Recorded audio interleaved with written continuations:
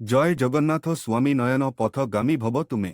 दर्शक बंधुगण, आपणकर मिथुन राशि होइथिले। राशि ओ भावर स्वरूप मिथुन राशि रे जात व्यक्ति माने दीर्घकाय, सळख, पतला मुख, हस्त ओ आंगुड़ी लंबा, तीक्षण दृष्टि, सरु गोड़, चंचल गति ओ श्यामल वर्ण अटंती।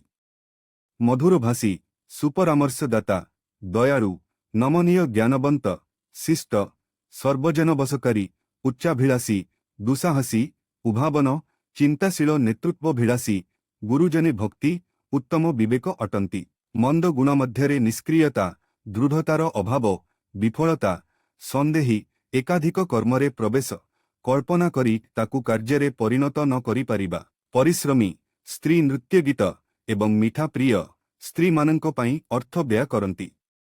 स्वल्पभाषी ओ मध्यम धरणर स्वास्थ्य होइथाए। भिडियो देखिथिबारु आपनंकु अशेष अशेष धन्यवाद।